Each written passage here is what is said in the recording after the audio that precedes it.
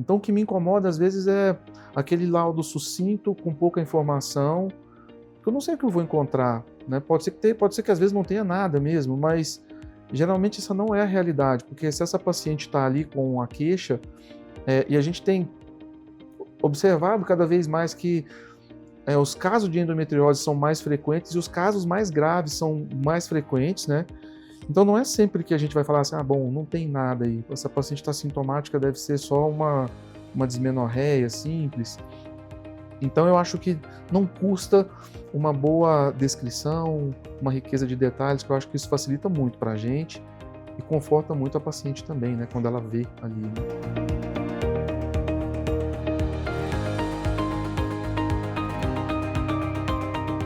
Sejam bem-vindos ao Imagem que Conecta. Existe uma diferença muito grande entre operar a endometriose e operar a endometriose entendendo a anatomia assertiva da cirurgia. E para falar hoje sobre decisão cirúrgica, anatomia, endometriose, receberemos o Dr. Marcos Dib. Atua na cirurgia minimamente invasiva de forma estratégica e levará muita informação para vocês. Seja bem-vindo, Marcos. Muito obrigada por ter aceito o convite para levarmos mais informações às pacientes. Eu que agradeço, eu acho muito importante, né, a gente estar sempre conversando sobre o tema, porque hoje em dia as pacientes buscam informação cada vez mais nas redes sociais e a gente poder dar um pouquinho da nossa experiência, né, através dessas conversas, faz com que a paciente se sinta às vezes acolhida, né, entender que existem profissionais preparados para poder cuidar do caso delas, né, Ney? E é importante esses momentos aqui. Muito obrigado por estar aqui com você. Fico muito feliz de termos aí essa conversa. E eu falo com as pacientes que operar a endometriose, eu não opero, eu brinco com as pacientes, já falei inúmeras vezes aqui que eu sou só fotógrafa, né, que eu só sei tirar foto, porque quem trata são vocês. Falo também inúmeras vezes que vocês não tratam o papel, não tratam o exame. Isso é a diferença do especialista de endometriose para os outros colegas, né, que às vezes tratam, só recebem um exame, ou fala que tem endometriose, ou fala que não tem, e trata baseado naquele exame. Então, essa é a diferença de tratar a paciente como um todo, clinicamente, e saber indicar a cirurgia, porque o bom cirurgião também sabe desindicar, né, não Sim. indicar aquela cirurgia, e essa é a importância de levar informação. E eu falo para as pacientes que a cirurgia de endometriose é anatomia pura, né? Que vocês vão ressecando, vão limpando aquele tecido, tirando o tecido doente e deixando o tecido sadio. Como você explica para a paciente isso? Eu explico desse jeito, eu não opero, e aí eu passo a bola para você. Bom, primeira coisa, Meire, a gente tem que entender que a gente está tratando uma pessoa, né? Você foi muito pontual aí falando sobre essa questão de não tratar o papel, né? Não tratar o exame. E o que eu costumo fazer inicialmente, já na recepção, no acolhimento inicial dessa paciente no consultório, é deixar tudo que ela tem de lado e saber a história dela. Porque a endometriose é uma doença que é muito difícil, às vezes, de ser diagnosticada. Essa paciente, às vezes, passa por uma série de consultas até chegar a um diagnóstico definitivo. E, às vezes, é um sofrimento grande, porque é uma dor que incapacita mesmo, é uma dor que tira todo o sossego dessa pessoa e faz com que elas, às vezes, entrem até em quadros depressivos, né? E um sofrimento terrível. Então, a primeira coisa é ouvir a história delas, né? E uma vez que elas me contam tudo isso, e às vezes eu fico até surpreendido, porque elas falam assim, nossa, mas por que o senhor está me perguntando isso, né? Ninguém nunca me escutou, porque às vezes elas se deparam às vezes com um especialista que já está com o diagnóstico às vezes pronto, né? Às vezes com a imagem e com um mínimo de informações ali, mas por trás disso às vezes tem coisas muito ricas ali que a gente acaba desvendando outros pormenores da doença e que na hora de tratar isso é fundamental, né? E depois disso que a gente vai fazer a parte do exame clínico e avaliar com os exames complementares, né? Porque os exames complementares eu digo para elas que é o que vai nos nortear na nossa estratégia de tratamento, seja no tratamento cirúrgico, e seja até como você falou, né? Às vezes, indicar um tratamento clínico adequado, porque hoje em dia eu acabo não operando todo mundo. Eu já fui um cirurgião um pouco mais aguerrido nisso, né, de ficar buscando cirurgia, mas hoje eu consigo individualizar bem e saber qual que é o momento mais oportuno, sabe, para operar cada uma delas, sempre individualizando o caso.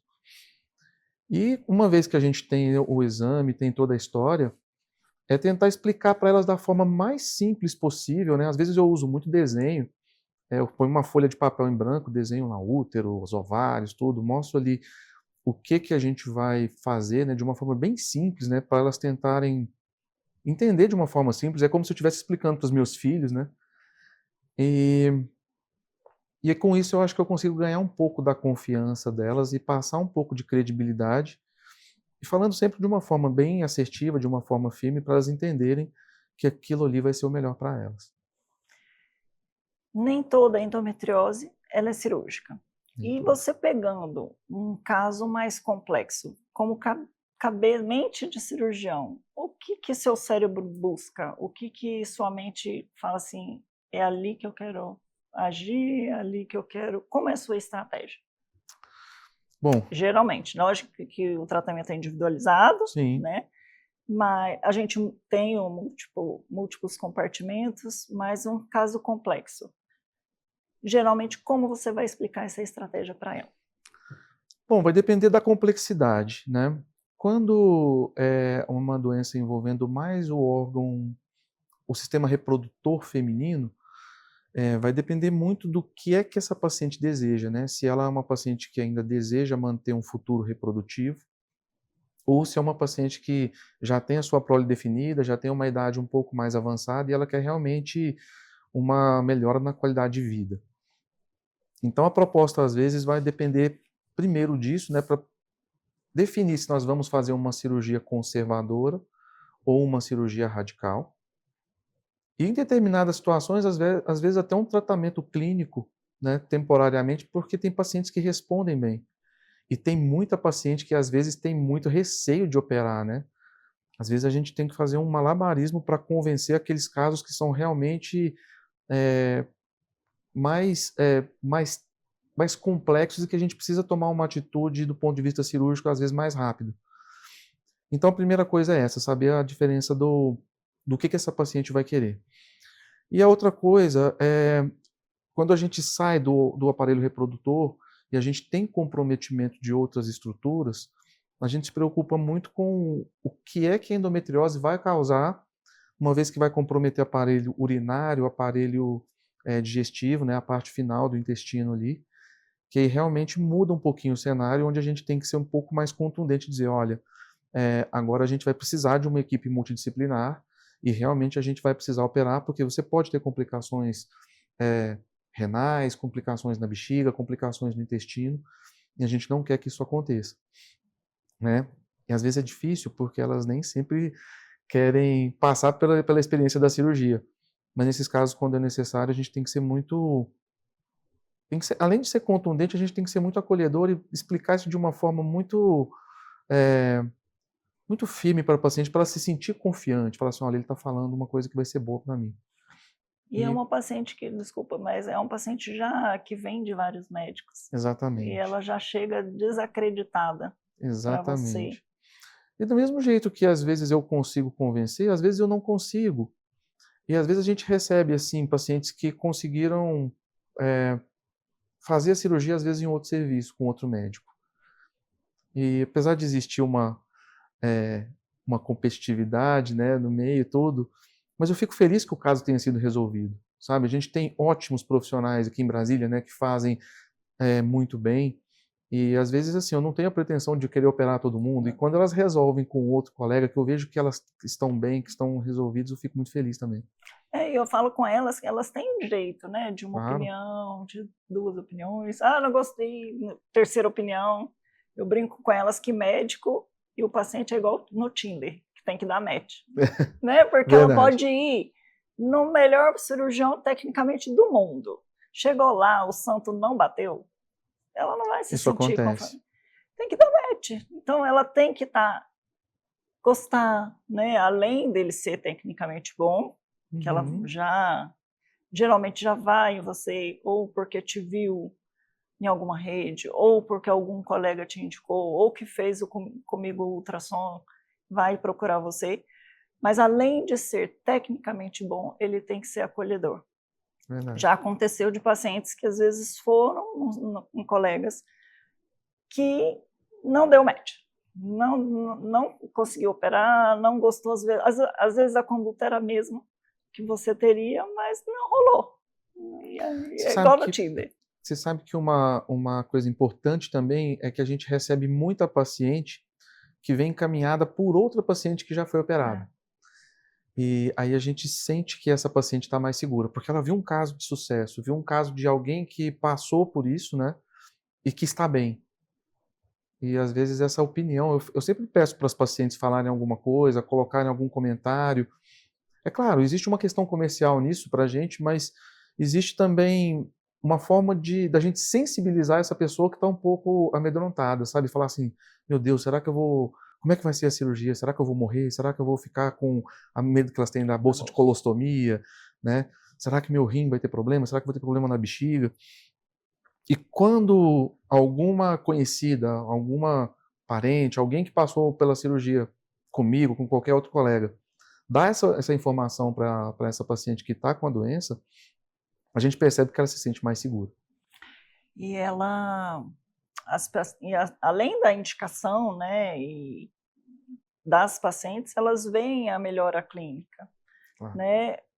Tem o processo, elas têm um tempo de absorção, elas têm um time para ir para a cirurgia. Eu tenho uma amiga que ela tem uma endometriose bem extensa, ela é muito sintomática, e ela não queria, não queria, e graças a Deus tem o tempo de aceitação, né, Sim. de aceitação da doença. Agora ela vai para a cirurgia, e se Deus quiser vai dar tudo certo, né, vai operar com uma pessoa super boa. Então tem o tempo de aceitação do diagnóstico. Eu falo que o diagnóstico é libertador, porque muitas vezes ela chega para você desacreditada, já foi em vários médicos e chega para você lá e fala assim: "Pô, vai ser mais um", né. Então Uhum. isso é a importância de levar informação, é a informação que você leva, que a gente assiste, né, que você coloca como a dor não sendo normal. Exato. E quando a paciente faz o mapeamento, né, de endometriose, como que ele te ajuda no planejamento do tratamento, tanto clínico quanto cirúrgico? É, o mapeamento bem feito, eu acho que ele tem diversos fatores aí que a gente pode levar em consideração a execução desse exame, né, e o exame sendo feito com uma riqueza de detalhes que você faz muito bem, tanto para a paciente se sentir confortável, porque como você disse, né, às vezes ela sente um monte de coisas, né, tem um monte de sintomas, que de onde será que vem isso? E quando a gente mostra todos aqueles compartimentos comprometidos ali, dizer para ela que ali próximo passam alguns nervos que vão causar esse desconforto, né? E a própria infiltração da doença também vai causar esse processo inflamatório doloroso, a paciente fica mais tranquila em saber que tem o diagnóstico, né, de uma forma mais precisa. E o mapeamento ele vai me nortear também na minha estratégia cirúrgica, né? Como que eu vou abordar essa pelve? E olha que eu já tive surpresas, porque às vezes a gente pega exames feitos assim, eu nem, não é nem às vezes é uma falta de experiência do colega, às vezes é é, Tem a um ver com o ajuste aparelho fino, também, né? sabia? É, aparelho, às vezes um ajuste fino, né? E a gente entra e tem uma surpresa lá dentro. Então, sempre quando eu vou para a cirurgia, eu vou preparado sempre para o pior, porque a gente nunca sabe o que vai encontrar. Mas quando a gente começa a fazer a cirurgia baseado num exame de confiança, hoje eu tenho você como uma referência, eu tenho um outro colega cardiologista que geralmente faz as ressonâncias, né? E a gente já começa a criar um hábito assim de já ir preparado para a cirurgia, sabendo o que a gente vai fazer. E a gente ganha tempo com isso, porque às vezes a gente se prepara melhor, a cirurgia às vezes flui mais rápido, a recuperação da paciente é melhor, né? E os resultados são muito melhores, né? Tanto no pré-operatório, no intraoperatório e no pós-operatório. E o que te incomoda nesses exames, que às vezes não estão tão legais? O que te incomoda neles, nesses exames de imagem para endometriose? O que você acha que falta? Você me deixou mal acostumado. Você e o Fabiano é o radiologista da ressonância. Eu acho que me incomoda é a falta de riqueza de detalhes. Quando os detalhes são bem descritos, né, mostrando ali o que você encontrou realmente, feito de uma forma minuciosa, eu acho que quando a gente se acostuma com coisa boa, a gente não quer coisa ruim mais. Então, às vezes, eu tenho, por exemplo, algumas clínicas, por exemplo, que a gente pega laudo de ressonância aqui, que o laudo dá um parágrafo. Então, assim, gente, será que viu, né? Será que viu? Será que não viu? E às vezes a paciente muito sintomática. Então o que me incomoda às vezes é aquele laudo sucinto, com pouca informação, que eu não sei o que eu vou encontrar, né? Pode ser que às vezes não tenha nada mesmo, mas geralmente essa não é a realidade, porque se essa paciente está ali com a queixa, e a gente tem observado cada vez mais que os casos de endometriose são mais frequentes e os casos mais graves são mais frequentes, né? Então não é sempre que a gente vai falar assim, bom, não tem nada aí, essa paciente está sintomática, deve ser só uma dismenorreia simples. Então eu acho que não custa uma boa descrição, uma riqueza de detalhes, que eu acho que isso facilita muito para a gente e conforta muito a paciente também, né, quando ela vê ali, né. E além, né, de ajudar a paciente, nós temos a questão burocrática. Porque Sim. se ele tem uma paciente que é extremamente sintomática, que já tentou dieta, atividade física, já fez tudo das medidas não cirúrgicas, o convênio não autoriza. Tem isso também. Se operar pelo convênio, por exemplo. Então, a gente entra, né, na seara da burocracia, porque se não tem nada no exame, será que com relatório só ele autoriza? Talvez não. Eu costumo dizer isso para as pacientes, né, porque ela pode chegar no consultório, eu fazer uma história clínica linda, eu fazer um exame físico perfeito, eu identificar, às vezes, até no exame de toque, no exame especular, a gente vê a lesão, e eu fazer todo um detalhamento ali no relatório que eu vou enviar para o convênio. A primeira coisa que ele vai me dizer é: cadê o exame? E às vezes eles querem um exame, nem que o exame não tenha nada escrito. Mas quando o exame tem essa riqueza de detalhes, a gente, por exemplo, na cirurgia de endometriose, a gente executa uma série de procedimentos ali dentro, e cada procedimento desses ele gera um código de execução da cirurgia que, claro, né, vai gerar também a questão do burocrática que você falou, né, do pagamento médico, do pagamento hospitalar e tudo. E para se justificar isso, a gente precisa ter o exame bem feito para detalhar isso. Eu não posso pedir, por exemplo, uma secção de ligamento uterossacro se você não viu nada no uterossacro da paciente, né? Então, tudo isso é importante. Uma vez num congresso que eu fui, o médico falou uma coisa que eu sempre guardei isso, né? O palestrante falou: o diagnóstico é clínico, né? A história clínica, o exame físico, você vai conseguir entender. A gente tem que pedir exame por 2 motivos. Por 3 motivos, na verdade. Até completa isso que eu venho falando aqui, né? Para nossa estratégia cirúrgica, para confortar a paciente e para a gente justificar para o plano. Porque o plano vai querer isso. Mesmo se a gente não operar pelo plano, né? Mas o hospital que está recebendo essa paciente, todos esses códigos que a gente pede, eles precisam disso bem justificado, e o exame bem detalhado é importante para isso. E você acha que os radiologistas deveriam entender melhor o intraoperatório para descrever as lesões? Eu acho que seria muito bom, Meire. Inclusive, eu nunca tive a oportunidade de falar isso, mas assim, o centro cirúrgico está sempre de portas abertas para qualquer pessoa que quiser ir assistir, sabe? Porque você está tendo ali o laudo, né? Que você fez, e você vendo lá dentro da pelve o que a gente encontrou, eu acho que muda um pouco, assim, acho que abre um leque de opções, assim, na sua cabeça para pensar assim, cara, o que será que eu posso fazer de diferente no meu exame, né? Eu acho que seria interessante isso. Teve uma época que a minha esposa começou a fazer uns mapeamentos, aí ela não se sentiu capacitada o suficiente, achando assim, meu exame eu acho que não é bom. Aí ela começou a falar assim, manda para mim. Eu falei, tá, vou mandar para ela. Mas é curva de aprendizado, né? Eu falei para ela, eu acho que você tem que continuar fazendo e indo na cirurgia, né? Porque ela tinha 2 visões, a visão radiológica e a visão laparoscópica.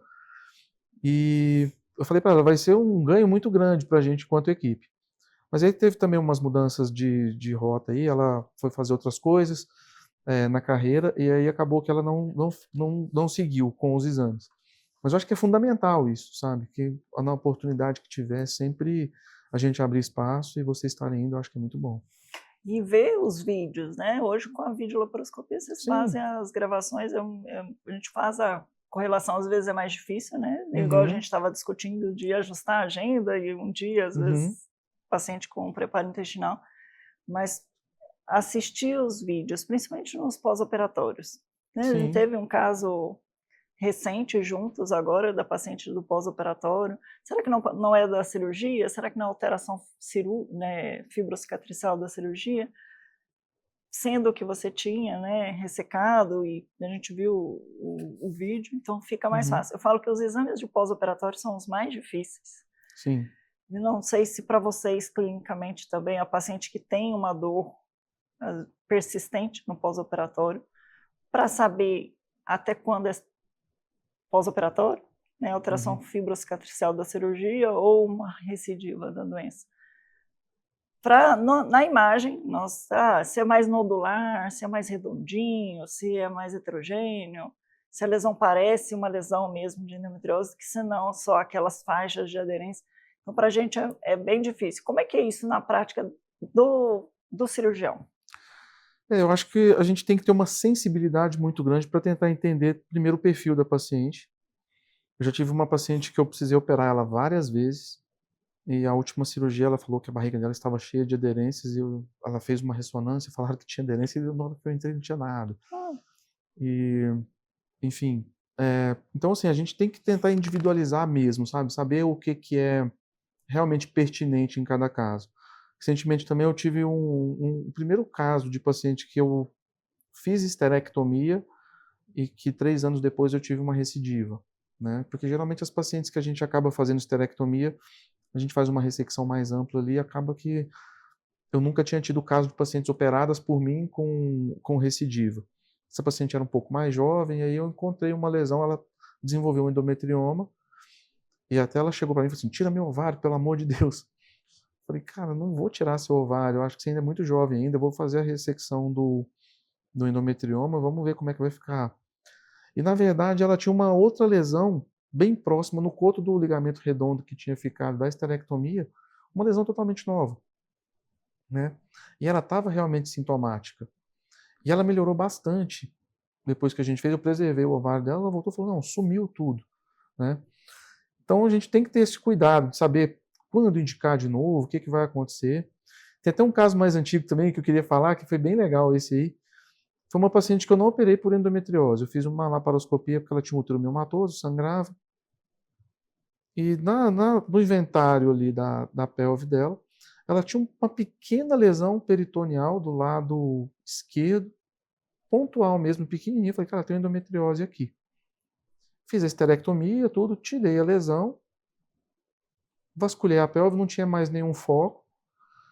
Quando foi no pós-operatório, quando ela voltou na primeira consulta, ela falou: nossa, doutor, como é que você está? Ela falou: nossa, eu estou ótima. A cirurgia foi tão boa que até uma dorzinha que eu tinha do lado de cá sumiu. Eu falei: você sabe o que que era essa dor? Aí ela falou: não, o que que era? Eu mostrei para ela a biópsia. Eu falei: você tinha uma lesão de endometriose aí. E nenhum exame tinha mostrado. Eu acho que é porque era muito pequena e ficou muito focado ali na execução ali para ver os miomas, né? E ela falou: nossa, porque desapareceu, me incomodava muito essa dorzinha. Sempre que eu menstruava, dava uma pontada do lado aqui, sabe? Então é isso, eu acho que cada caso vai mostrar, né? Vai ter uma história distinta aí, e a gente tem que valorizar muito isso também. e esses exames, né, de mapeamentos, que os pacientes têm um útero muito volumoso e com muito mioma, ele é muito mais difícil, Imagina. né, porque a resolução, né, do aparelho, a gente até mede muitas vezes o útero por via abdominal por conta do volume, mas Uhum. essas lesões ali, como o útero fica muito acima, o ligamento redondo fica lá em cima. Entendi. Então, eu acredito que possa ser um caso desse, porque como fica além da resolução e é um exame mais Uhum. difícil com aquele útero miomatoso, sempre é mais difícil, Sim, e isso reforça o que você está falando, e reforça o seguinte, que lesão pequena não é igual a dor pequena, exato. né? E a lesão muito grande a dor ser grande. Isso eu sempre falo com as pacientes. Primeiro, elas se trocam, deitam, eu falo assim, me conte sua história. É o tipo de radiologista que gosta de conversar, né? Por isso que elas chegam lá para você falando que eu converso demais. Porque Mas isso é muito bom. a minha secretária falou que vai colocar uma luzinha e dar um choquinho na minha cadeira, porque eu converso demais, e às vezes atrasa, sabe? Mas isso é muito bom, ela se sente bem com isso. cadeira. É importante, porque assim, até para direcionar até seu exame, né? Porque ela fala assim, dói em tal lugar, você vai ter um cuidado maior ali, né? Aí me conte sua história, ela vai contar desde a primeira menstruação e a gente vai montando o quebra-cabeça, que eu faço as perguntas provocativas, né? Uhum. Mas essa paciente não pode sair com um exame teoricamente normal daqui, mesmo, mas eu explico para ela também, né, que exame normal não exclui doença, que eu sou só fotógrafa. Mas aí elas riem, contam a história, e a gente vai para o exame. E nos sintomas, né, além de ser, depois a gente vai voltar na parte cirúrgica, e dos sintomas, como é que é a paciente que chega para você?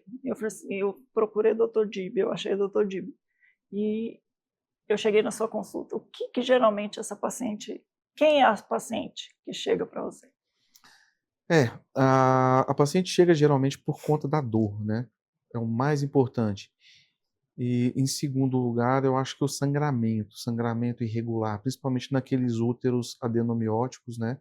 E às vezes tem associação de adenomiose e mioma, e de muito difícil controle. É paciente que já tentou diversos tratamentos clínicos, né? Já usou medicação via oral, já usou medicação injetável, já usou DIU, já usou implante, e o sangramento às vezes não cessa, né? E acompanhado do sangramento, a dor sempre presente, tá? E elas procuram justamente por isso. Elas querem um desfecho, elas querem uma melhora na qualidade de vida. E, eventualmente, a gente também encontra pacientes que não sentem nada. Eu já tive um caso de uma paciente com a pelve congelada, com endometriomas gigantes, aderido ao intestino, aderido ao útero, com a ressonância mostrando um comprometimento absurdo da pelve, marcadores tumorais elevadíssimos, né, CA 125 nas alturas. E a paciente, não, eu vim aqui porque o médico achou que está estranho, que disse que eu precisava operar. Eu vi, o que a senhora sente? Não sinto nada. Quando a senhora menstruou? Não, não. Eu costumo dizer para elas o seguinte, Meire, que a sensibilidade à dor é muito individual. Tem pacientes que às vezes a gente vai colocar um DIU que desmaia na maca, mesmo a gente anestesiando, tomando todo o cuidado. E tem paciente que às vezes a gente faz todo o procedimento simples ali de colocar o DIU, o paciente, ué, já acabou? Né? É engraçado isso. Então, assim, tem pacientes que são muito fortes, muito resistentes. E tem pacientes que, às vezes, com lesões mínimas, como o caso dessa paciente que eu contei, né? Que tinha uma dorzinha ali que incomodava ela, ela nem tinha me dito dessa dor. E que, às vezes, ela vai sentir, às vezes, uma dor insuportável e, às vezes, a doença nem está tão infiltrativa e tão agressiva, né? Por isso que eu acho que, mais uma vez, né? A dinâmica do exame, do tratamento, da história clínica, né? De toda essa relação que a gente mantém, né, de um falar com o outro, né, de falar assim, olha, eu estou te mandando uma paciente aí assim, né, eu acho que isso é muito importante porque é difícil montar esse quebra-cabeça, como você falou, porque cada caso vai ser um caso e é muito individual mesmo. E aí eu puxo a sardinha para o meu lado, né, porque eu adoro ultrassom. Aí eu deixo o Fabiano de lado agora, Sim. da ressonância. Essas lesões pequenas e superficiais, eu falo que ultrassom nada de braçada. Principalmente se a paciente tiver um pouquinho de líquido livre, se vier ali no período pós-ovulatório, aquelas vesículas muito pequenas, as irregularidades do peritônio, que a gente às vezes fica assim, gente, será que isso é real? Né? Mas vê aquela retraçãozinha do peritônio, e nosso olho está melhorando, acho que a gente vai estudando mais, vai se acostumando, a resolução dos aparelhos estão cada vez melhores, o ultrassom que eu aprendi a gente fala que era o dino, né, o dinossauro, e agora a gente tem a resolução muito melhor, e isso proporciona, então, para a lesão superficial, a ressonância não vai ver. Sim. E essa paciente que vai vir muito sintomática com lesão peritoneal, aí a gente fala que o ultrassom é o empoderamento, né, que a gente consegue fornecer, e igual você falou, está escrito. Às vezes, se não tiver escrito, nem o colega que vai receber, porque não é todo o Marcos Dib que vai receber, são outros colegas mais generalistas que a gente pega aí vai pegar nesse calcanhar de Aquiles, que o generalista ele não vai valorizar mesmo que a lesão seja pequena. Eu acho que você vê isso na prática. Sim. E quando está escrito, é igual o seu professor lá do congresso, para paciente é importante que está escrito, É e que é importante. libertador, ela ter o diagnóstico. Para vocês verem, a paciente sai feliz quando tem o diagnóstico, porque alguém falou assim, alguém descobriu a dor dela, né? E ela aceita e coloca o trem. Eu falo assim, agora que o trem está no trilho, você vai saber onde você vai chegar, o Marcos vai tratar. Sim. Agora, se está normal e ela vai para o generalista pensa, olha, você não tem endometriose. E ali ela vai mais 5 anos, talvez mais 7 anos, até cair em você. Vamos falar assim, vamos colocar um DIU, né? É o que a prática mais comum. Vamos colocar um DIU e vamos bloquear a sua menstruação.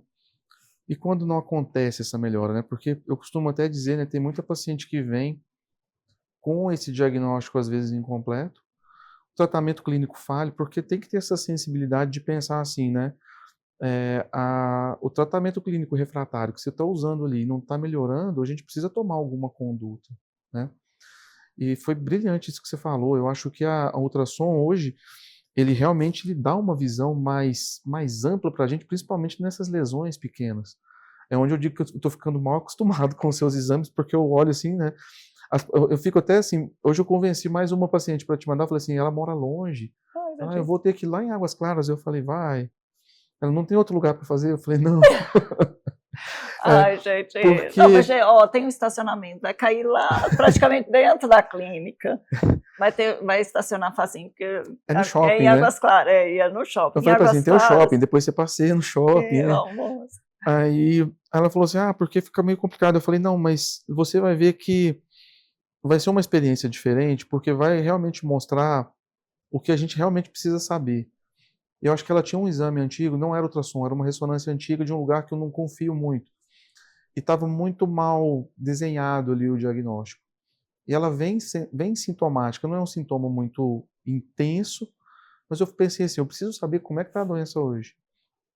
E é isso, sabe? Eu acho que a gente vai selecionando melhor, né, o que a gente vai fazer. A gente precisa evoluir, precisa melhorar. Igual você falou, a qualidade do aparelho melhorou, o olho de vocês enquanto radiologistas melhora, né, a experiência, né, de quanto mais exames vai fazendo, vai melhorando. Então, só um ganho para todos nós, para nós que estamos trabalhando e para elas também, principalmente, né? A nossa função como imaginologista, ultrassonografista, radiologista é servir. Né? Servir quem? Servir a vocês, cirurgiões, e servir aos pacientes. Enquanto o povo do marketing fala das personas, né? A gente tem 2 personas, que é o médico e que é o paciente. Então a gente tem que entender o paciente e dar o melhor para que, eu falo sempre, que a felicidade de quem faz o exame, pelo menos a minha, é você fala assim, tudo que você falou que tinha, eu achei no exame. E que variou talvez pouca coisa. Isso é a felicidade de quem faz ultrassom. Nossa, eu falo assim, tinha uma lesão grande que você não viu. Isso aí a gente fica sem dormir. Isso aí, nossa, é uma tristeza que, graças a Deus, não acontece com frequência, né? Mas não é o tal do, é raro, mas acontece muito, né? Mas não é assim não, gente. Graças a Deus, a gente, né, o feedback de vocês tem sido bom, e é muito importante que eu ganhe, você ganha, e principalmente os pacientes que a gente fala. E a gente tem visto na cirurgia, assim, o tanto que fica mais fácil, né, para a gente operar, e realmente tem sido muito, assim, muito fidedigno essa relação, assim, do exame com o que a gente tem encontrado na laparoscopia mesmo. Né? A gente entra e vê lá na pelve exatamente como você descreveu ali, as áreas infiltrativas ali, e facilita muito para a gente trabalhar, né?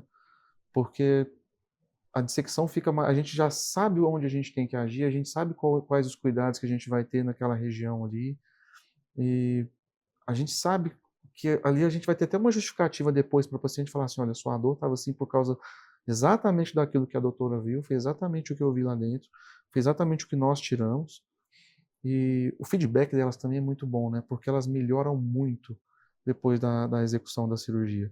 E é o nosso objetivo, né? Dar qualidade de vida para elas. Ficou muito, muito feliz, muito. Muito E aí os bom. pacientes vão depois para... Outra coisa que eu falo sempre para os pacientes, só se ele não falar, você vai, que é para fisioterapia pélvica, que é importante, né? Nós tivemos uma paciente que você já operou há um tempo, que ela tinha uma pelve mais dura, que ela me disse, semana passada, foi assim, ó, minha dor lombar tá zerada, por conta da fisioterapia. Ele operou, né, de endometriose a paciente, se eu não me engano, há 5 anos atrás, e ela tinha essa dor lombar, fizemos o exame, não tinha recidiva, e foi para fisioterapia. Então, é o tratamento multidisciplinar, que é importante, né? Importantíssimo. Fisioterapia, a nutrição, elas terem a dieta ali equilibrada, balanceada, elas terem práticas saudáveis, né? Fazer atividade física. E outra coisa, né? Retornar sempre na gente, né? Porque por mais que às vezes elas tomem todos os cuidados, façam tudo certinho, elas não estão imunes a que a algum ponto possa ter uma nova recidiva.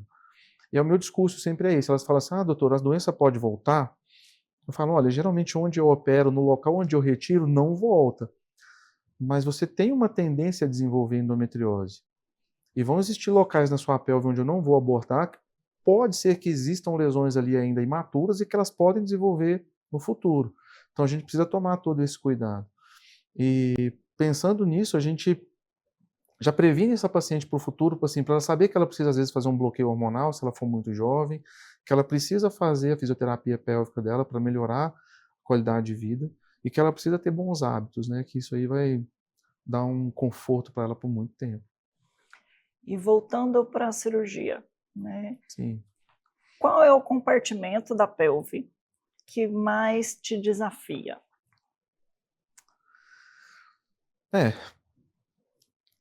Eu costumo, esses dias aconteceu uma situação até engraçada, um dos representantes do material, a PME, falou assim, o senhor estava operando com a pinça de um outro concorrente, nunca vi aquela pinça, será que é boa? Eu falei, o importante não é a pinça, o importante sou eu.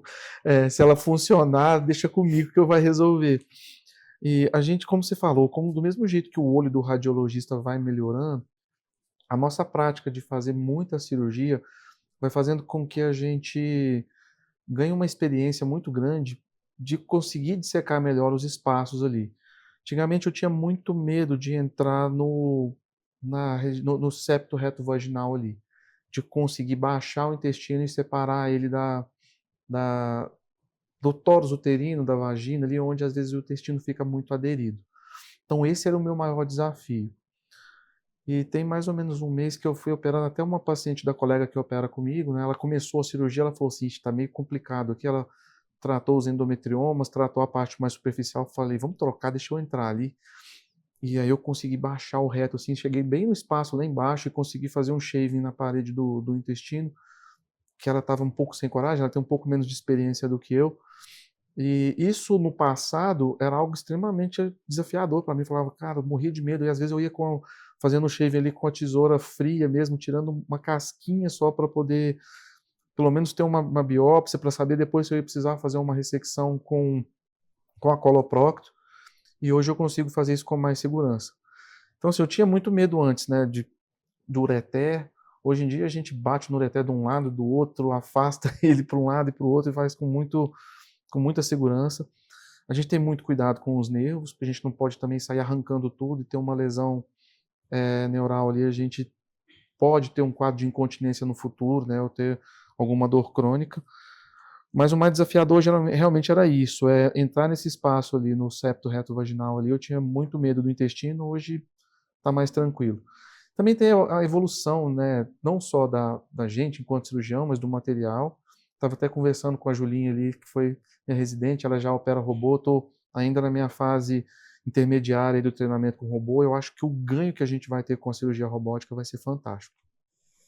E por falar em lesões de septo reto vaginal, você acha que essas lesões do septo são subdiagnosticadas? São bastante.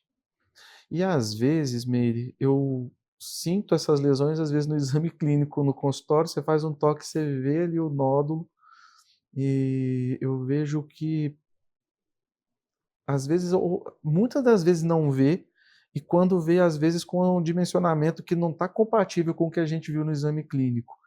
E às vezes a gente vê ali que às vezes está descrito no exame que é uma lesão às vezes pequena, e quando a gente disseca ali, a gente acaba tirando um nódulo muito maior do que foi visto, tá?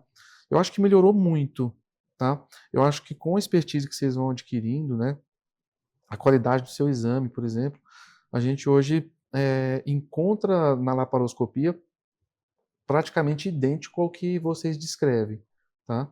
Mas eu já tive muito exame mal diagnosticado, tanto de ultrassom quanto de ressonância, feito por outros serviços assim no passado, que realmente, na hora que você está operando, você fala assim, poxa, será que não viu isso aqui? Será que não teve um cuidado? E às vezes eu acho que é tempo, né? Fazer mais devagar, ter uma sensibilidade maior ali. Do mesmo jeito que eu faço na cirurgia hoje. Antes eu operava meio assim, pensando assim, o que eu tenho depois. Hoje eu tenho um dia de centro cirúrgico, eu opero sempre às terças-feiras. Naquele dia ali eu estou concentrado só para aquilo. Os pacientes até perguntam, quanto tempo é a minha cirurgia? Eu falo assim, não preocupa com isso não. Não importa quanto tempo vai ser, o importante é a gente terminar bem, né? E fazer com calma. Pelo menos no ultrassom, a impressão que eu tenho é que as lesões de torus uterino muito baixo, elas são mais comuns do que a do torus uterino mais na inserção ali mesmo muito superior. E quando a lesão do torus é muito baixa, pode ter um pouquinho de lesão ali de septo reto-vaginal. Pode confundir um pouquinho, né? Mas aí, quando a gente faz... aí tem o pulo do gato. Porque se você passar a fazer geovaginal, de estender bem a cavidade vaginal nos exames, você pega lesão de septo reto-vaginal pequena. Legal. Porque a grande, aí ok. Né, que aí já dá ali um pouco mais de aderência com reto e tudo. Mas quando eu comecei a usar, que a gente compra tem como fazer na seringa de 60, ou você compra uma bagzinha que vem com 100 ml de gel vaginal. Você já está colocando 40 ml a mais, você já está fazendo a distensão da cavidade vaginal maior do que a de 60. Entendi. Então eu prefiro a bagzinha. Se você faz o gel vaginal, você vê o septo. Eu estava discutindo isso com uma colega do Sul, assim, faça os exames com distensão da cavidade vaginal, que você vai pegar a lesão de septo reto vaginal pequena. Porque depois, no ano que vem, ela volta com a lesão maior. Fazer. Às vezes o cara faz a esterectomia e aí fica aquela lesão ali escondidinha ali. E aí ela vai ter dispareunia. Exatamente. Ela vai voltar depois, vai ter que... Ou ela volta com a lesão maior, ou ela opera com vocês, talvez não, né? Porque às vezes vai operar com a coloprol, porque às vezes essa lesão ela vai infiltrar o intestino, ela vai crescer para algum lugar ali. E aí ela já volta depois. Eu falei assim, aí eu fiquei perguntando quantas lesões de septo reto-vaginal a gente deixou passar. E que eram pequenas e que voltaram grandes depois. Exato. Eu acho que é por isso que a gente tem menos recidiva hoje. Porque assim, eu comecei a ter muito mais atenção para isso. Porque quando a gente vai dissecar ali o uterossacro, eu sempre vou dando uma descidinha ali até...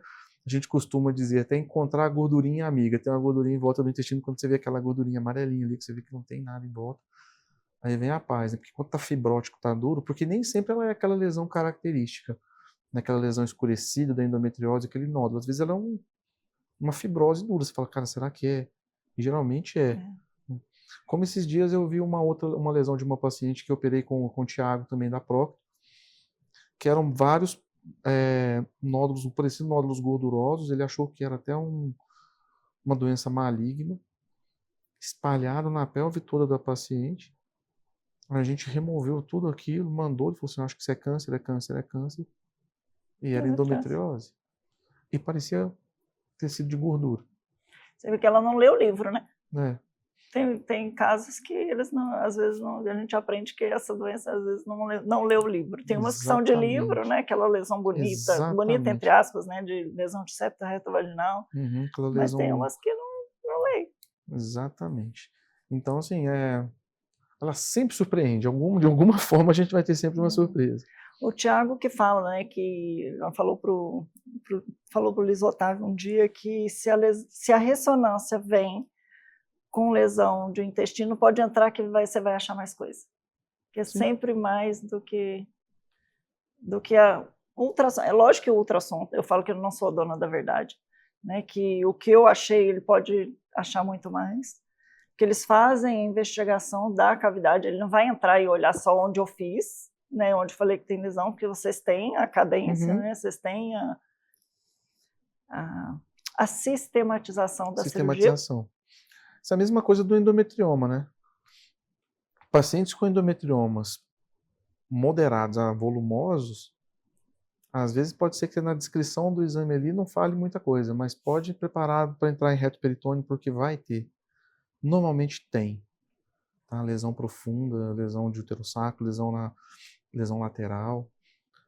Eu queria até te perguntar, e o compartimento lateral para vocês? Porque para a gente disseca ali, o compartimento lateral é um desafio também, não é, para o ultrassonografista?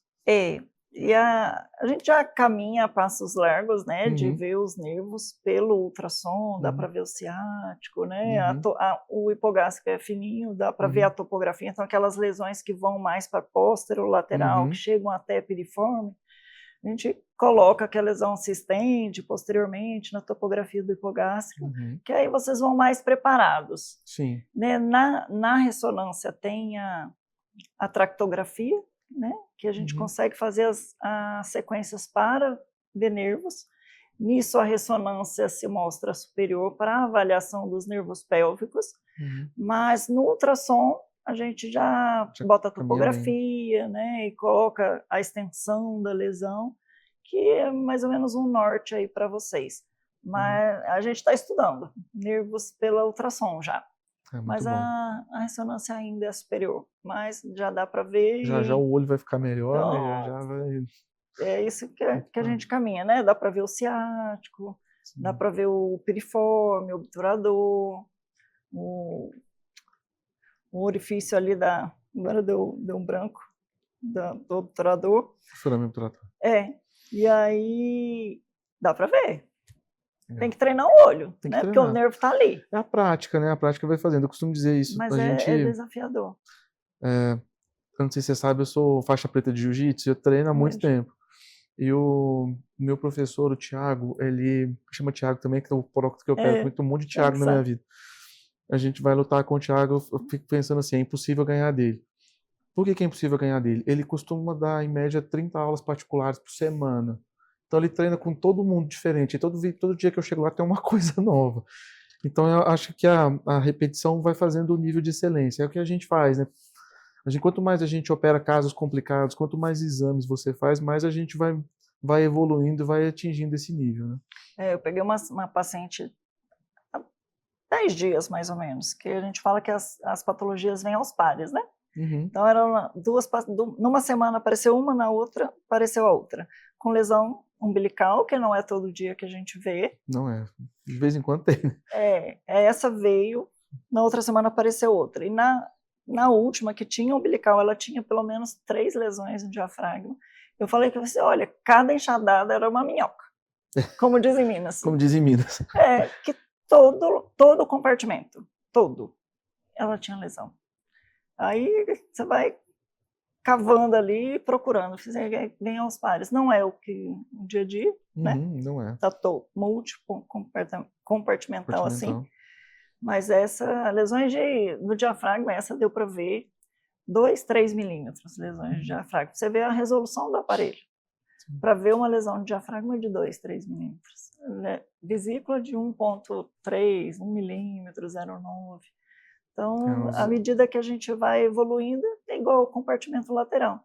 A gente vai ficar cada vez mais esperto no compartimento lateral. E os aparelhos também vão melhorando, né, Miri? Graças a Deus. O ajuste, né?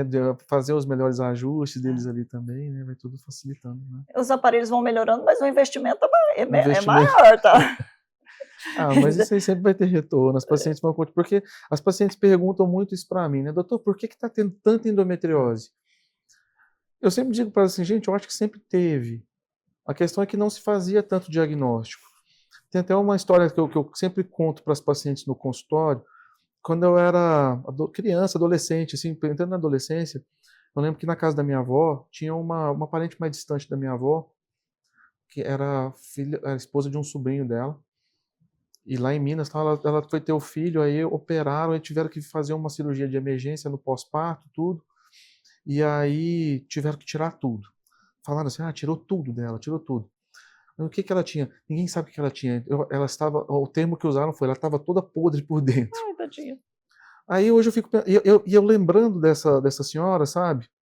Ela era uma pessoa que tinha um ar assim de sofrimento, ela tinha uma cara sofrida, ela era aquela pessoa que estava sempre mal-humorada. Eu fico imaginando assim, tanto de dor que essa mulher deve ter sentido. E eu acho que naquela época o diagnóstico dela era de endometriose, só que não sabia o que que era. Isso lá o quê? Nos anos 90, né? E hoje eu fico pensando assim, talvez se fosse hoje, né, teria tido uma outra conduta para essa senhora, não usaria o termo, né, tá toda podre por dentro, né? E, então, assim, eu acho que sempre existiu. Só que eu acho que nós fomos evoluindo no diagnóstico, né, e no tratamento, né, e a gente tem trazido muita coisa boa, né, para essas pessoas hoje, graças a Deus. Muita informação, Muita né? informação Isso é também, importante. é verdade. E para incentivar vocês a não aceitarem a dor, a procurar tanto a consulta com o especialista em endometriose, com o ginecologista. Ah, eu não tenho tanta dor assim, mas será que você não tem algum outro sintoma que leva a gente suspeitar de endometriose?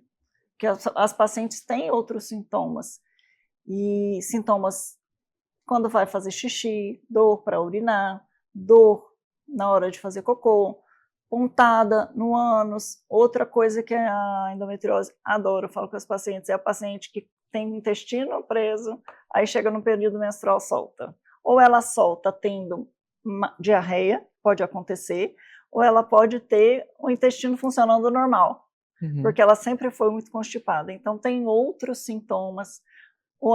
Você vê na prática, por exemplo, a dor lombar, um sintoma frequente? Frequente. São aquelas pacientes que vêm do ortopedista, né?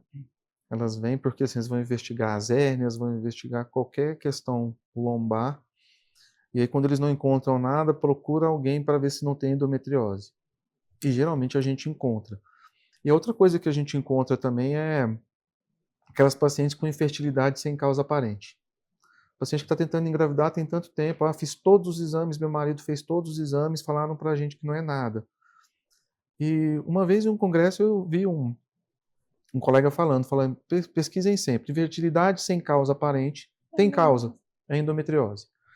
E teve um ano que foi até um ano emblemático, acho que tem uns 3 anos, uns 3, 4 anos isso, que no período do final do ano, de agosto até dezembro, chegou uma quantidade de pacientes assim com histórias bem parecidas, sabe? Com esse mesmo caso de infertilidade. E algumas que falaram assim, eu estou tentando engravidar, vim aqui porque eu estou tentando engravidar e não estou conseguindo, porque eu também sou infertileuta e tal, e falei, aí olhei os exames tudo, falei assim, será que você não tem endometriose? E nenhuma dessas pacientes tinha exame de mapeamento ou ressonância na época. Aí começamos a investigar, e eu sei que quando foi entre janeiro, fevereiro, março, apareceu todo mundo grávida lá no consultório, porque eu comecei a operar uma atrás da outra, e algumas eram até assintomáticas. Mas aí você tira a lesão, desinflama essa pelve e tudo, e aí de repente apareciam grávidas lá, sabe? Eu lembro que eu contava essa história e falava, vai aparecer grávida aqui. E são esses casos que a gente vê, né? Da dor lombar, da paciente infértil, que chega pra gente e que às vezes o especialista não está sabendo o que que é, né? E a gente tem que ter essa sensibilidade para diagnosticar sempre, pensar sempre na endometriose. E as pacientes, elas não sabem, né? A nossa obrigação é fazer o que a gente está fazendo hoje, que dor lombar também pode estar associada à endometriose. Sim. Porque elas nunca sabem. E como você explica para elas que a endometriose causa dor lombar? Eu costumo fazer uma abordagem bem simples, né? Dizer que a doença é uma doença inflamatória, que é uma doença infiltrativa. Eu desenho lá no papel, né, mostrando que durante o ciclo menstrual, o que vai acontecer, o desenvolvimento, tudo, e que vão inflamar os nervos da região pélvica. E que os nervos eles vão irradiar essa dor, né, para a região das costas. E que quando a gente operar e a gente retirar a lesão, a gente vai descomprimir, vai diminuir esse processo inflamatório e, consequentemente, a paciente vai ter qualidade de vida, né? Então, eu uso sempre dessa forma, falando de uma forma bem simples para elas tentarem entender, porque muitas das vezes não tem conhecimento técnico, né? Claro, quando a gente opera alguém da saúde, a gente vai entrar mais nessa linha, mas quando elas não entendem, a gente explica dessa forma. Fala, olha, tem nervo nessa região, a doença é inflamatória, vai inflamar o nervo, e esse nervo inflamado ele vai se espalhar essa dor por todas as regiões, inclusive para a pelve. Tem gente que tem dor nas pernas, né? Tem dor na região inguinal, tem dor no quadril, então vai depender muito da localização e a gente sempre usa essa abordagem. E falando do pessoal da saúde, né, que mesmo os colegas médicos sendo pacientes, eles às vezes não acreditam no diagnóstico e não sabem que aquilo está relacionado. Então a gente tem que ensinar os ortopedistas a pensar que dor lombar é endometriose em paciente em idade fértil. E eu tenho um caso, os dois são médicos, a mulher e o marido são médicos. Caso de infertilidade. E aí você pergunta, você sente dor? Assim, até tem no meu Instagram aquela da Pepeca e do Pintinho, não sei se tem um coloridinho no meu Instagram, aí que é essa história. Você tem dor? Eu falei assim, não tenho dor. Você tem dor na relação sexual? Eu falei assim, não. Não, pensando bem, na posição de 4 eu tenho. Sim. E aí meu marido ainda fala assim, porque o membro lá é porque era grande. Eu falei assim, gente, são médicos. E você vê que não só a população, né, em geral, a população esclarecida, médica. É porque o leigo ele tem vergonha de falar isso.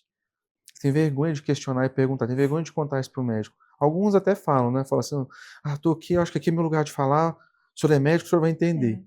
E às vezes quando eu pergunto, às vezes a gente direciona a anamnese, a paciente olha com um olhar desconfiado, né? Por que será que ele está me perguntando isso? Será que quer saber da minha intimidade? E não tem nada a ver com a intimidade, tem a ver realmente com esse quadro, né? Porque igual você falou, as lesões do compartimento posterior, né? Do ligamento pterosacro, no septo reto vaginal, na posição em que elas têm relação, ficando de costas para o parceiro, o órgão do parceiro, independente do tamanho dele, vai tocar essa lesão ali e se torna insuportável para essa paciente. E o diagnóstico às vezes é dado por esse simples fator. Às vezes ela não tem outros sintomas e às vezes a lesão está ali pontual, não está tendo a dismenorreia, né? Mas geralmente tem isso. Mas elas têm vergonha mesmo. Né? Tem. Eu digo que você tem alguma posição que você não faz porque dói, aí a doutora, vou ter que falar isso mesmo. Eu falei assim, vai, gente. Eu acho que talvez ainda você sendo homem, né, ainda mais esse tipo de paciente que fica com vergonha, elas ficam mais inibidas. Ficam mesmo. Porque comigo, ainda tem o cantinho do marido lá, né, que às vezes o marido fica ali só ouvindo, internalizando a conversa. Aí eu falo assim, olha, tem duas posições, geralmente, que as pacientes sentem dor. Ou é de 4, ou a gente deitada como se, que eles botam a nossa perna como se não houvesse amanhã, e aí vai bater lá no fundo, e elas, aí fica meio descontraído, mas elas morrem de vergonha. Morrem de vergonha mesmo. E o tanto que isso impacta na sexualidade, né? Sim. No companheirismo, no ato sexual, no dia a dia das pacientes. Eu estava conversando com a Júlia, eu falei assim, olha, homem é diferente de mulher. E eu falo isso com eles, principalmente quando o marido fala assim, você cutucou, o bicho está pronto. E a gente não. Precisa de um estímulo, né? E como é que essa paciente vai ser estimulada sentindo dor todo dia? Às vezes a gente pega alguns casos bem emblemáticos, assim, de parceiros que são bem compreensivos. Que a paciente ela está ali no sofrimento. A gente até operou recentemente uma paciente que você fez um mapeamento, uma paciente que veio de Goiás, tinha operado, teve filhos, e aí operamos junto com o Tiago. Essa paciente sentou no meu consultório, ela chorou a consulta inteira. E aí depois, no final, ela falou, eu não consigo ter vida sexual com meu marido. E ele, todo bonzinho, assim, ele super compreensivo, eu falei assim, não, mas ela precisa melhorar, eu quero que ela fique bem, né? E eu falei para ela, eu acolhi ela, falei, olha, eu entendo isso, e realmente você não vai conseguir, do jeito que está agora, e não é frescura sua, não é nada, sabe, é justamente porque está muito complicado mesmo. E foi engraçado agora no primeiro retorno dela, que ela veio no pós-operatório, o choro dela já era outro. Que ela estava com um choro de felicidade, assim, de falar assim, nossa, pela primeira vez eu estou sentindo algum desconforto que é a cirurgia, estou entendendo que eu operei e tudo, mas perto do que eu sentia, parece que já é outra história. Então a gente fica feliz também desses desfechos, assim. E eu acho que em breve ela vai conseguir retomar a vida sexual com o marido dela, porque é outra pelve. A gente sente uma satisfação muito grande quando a gente acaba a cirurgia, que tá tudo soltinho, tá tudo Mole, né? molinho lá dentro, e a gente pega assim as estruturas e fala, cara, não tem nada preso mais aqui, agora é só ser feliz. Né? E essa pelve muito congelada, e a gente falou, né, dos nervos pélvicos, esse nervo tem que voltar, reaprender, né, a Exatamente. motilidade. Você vê que na prática isso acontece nos pós-operatórios? Uhum. Acontece, e a gente tem que conversar muito com a paciente e dizer que isso é um processo, né?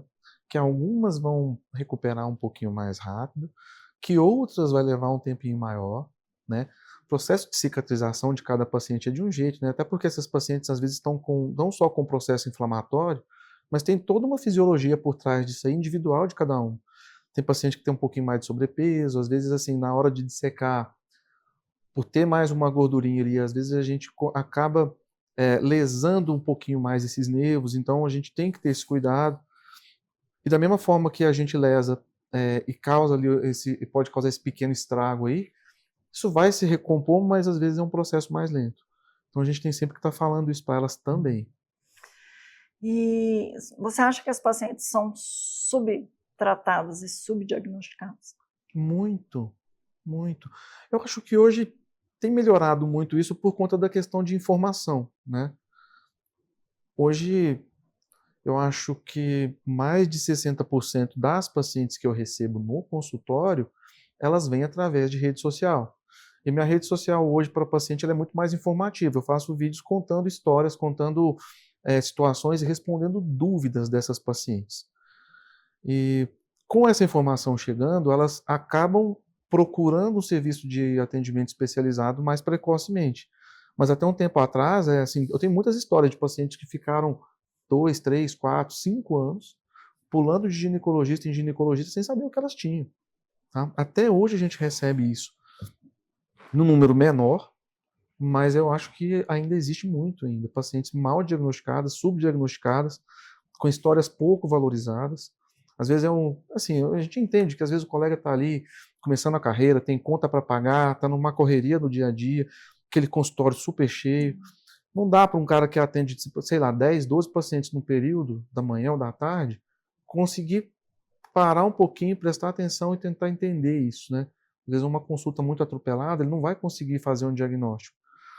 E o que eu poderia dar de conselho para esses colegas, né? Espaçem mais a sua agenda, façam atendimentos mais tranquilos. O retorno financeiro vai vir, de alguma forma você vai ganhar com isso, né? Porque as pacientes elas querem ser ouvidas e uma paciente bem acolhida, ela vai te indicar, ela vai trazer mais gente, né? E isso é satisfatório, né? Como diz minha Satisfatório. filha, mamãe é satisfatório. Acho que ela aprendeu a palavra satisfatório. Essa Tudo é mamãe é satisfatório. satisfatória. Muito É bom. muito gostoso É muito bom mesmo. fazer diferença, né? É muito bom. Exatamente. Acho que a gente está aí para fazer diferença. É verdade. Né? E do ponto de vista cirúrgico, você acha que as pacientes às vezes são super operadas? Eu acho também que já foram muito. Hoje em dia a gente tem um pouco mais de cuidado na hora de indicar. Eu mesmo tenho tido muito cuidado, principalmente pacientes muito jovens. E eu uso um argumento muito simples assim para essas pacientes mais jovens que a gente faz o diagnóstico.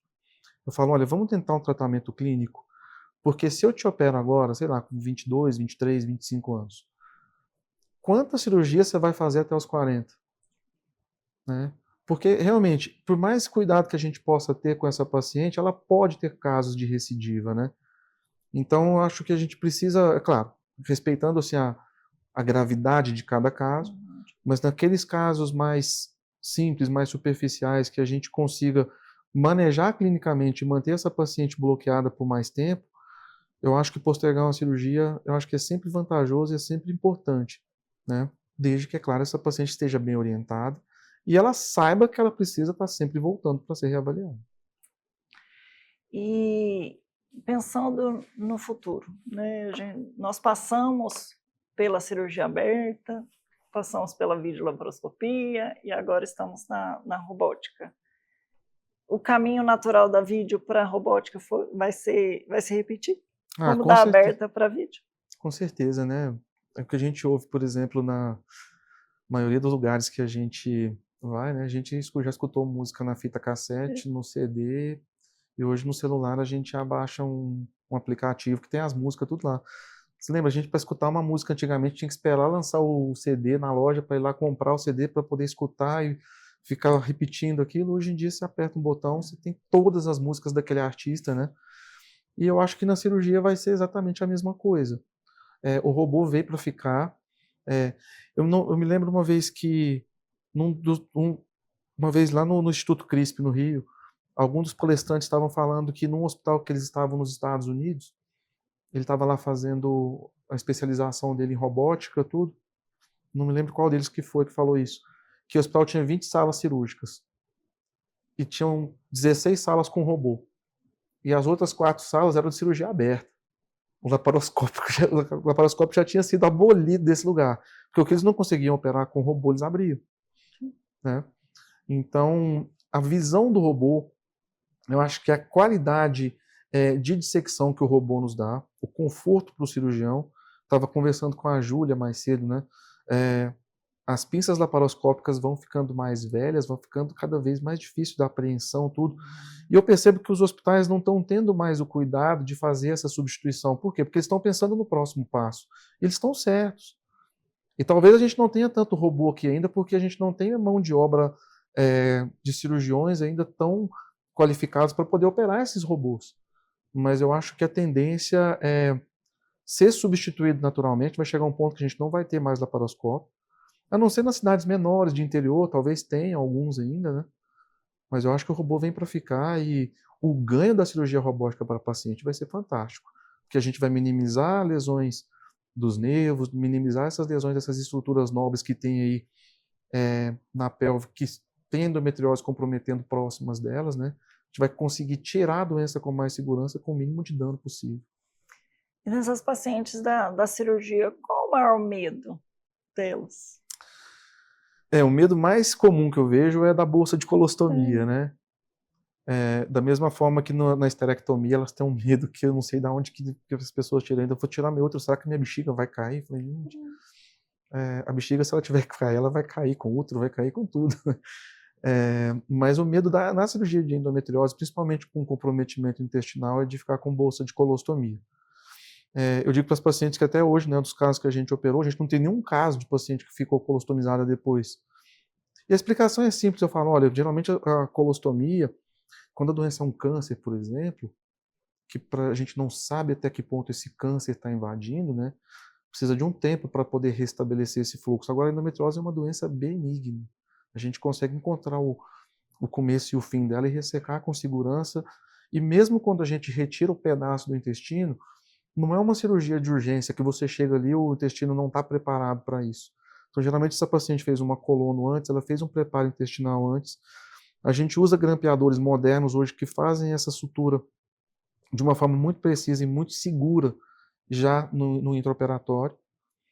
E é engraçado, né, a evolução, porque nas primeiras que a gente fazia, né, a paciente ia para a UTI, ficava 2, 3 dias na UTI, a gente demorava para liberar a dieta. Hoje não, a gente consegue grampear o intestino, a paciente às vezes no dia seguinte já come, já caminha, e às vezes já vai para casa, e os resultados têm sido os melhores possíveis. E um recado que você daria para as pacientes que têm a dor, que têm dor na relação sexual, um recado para ajudá-las, o que elas precisam fazer? Acho que o recado mais importante é: dor não é frescura, tá? Se você sente dor desde novinha, vamos lá, o paciente começou a menstruar e desde a primeira menstruação ela sente uma cólica que ela não entende por quê. Aquela cólica que você não conseguia ir na escola, não consegue trabalhar, não consegue fazer as suas atividades no dia a dia, isso tem que ser valorizado e você precisa procurar um ginecologista que tenha pelo menos a expertise em entender a endometriose. Claro, se procurar um especialista, né, é o melhor dos mundos. Então, assim, na sua região, não sei, esse vídeo vai rodar o mundo inteiro, né? Esperamos nós, né, Miri? Então, assim, procure algum especialista mais perto de você, né? E questione seu médico. Será que o que eu tenho não é endometriose? Eu acho que esse é o recado mais importante, porque como o principal sintoma da doença é a dor, elas têm que entender que toda dor tem que ser valorizada e que elas precisam questionar, é um direito delas saber, e é um dever do profissional, no mínimo, investigar. E se ele não souber o que fazer, encaminhe para quem sabe. E no aspecto de imagem, né, no lado da imagem, é a mesma coisa. Fez o exame transvaginal de rotina e deu normal, e você ainda tem a dor e tem a suspeita de endometriose, que na maioria das vezes faz o transvaginal de rotina e o colega vai falar assim, não tem endometriose. Mas quem trabalha com endometriose sabe ver no exame de rotina. Saiu até um consenso que nos mostra o passo a passo para quem faz transvaginal, todo mundo, todo ultrassonografista, todo radiologista que faz ultrassom transvaginal, aquele passo a passo para olhar pelo menos, e é um exame rápido, para você fazer diagnóstico no ligamento uterosacro, não precisa de preparo intestinal, Sim.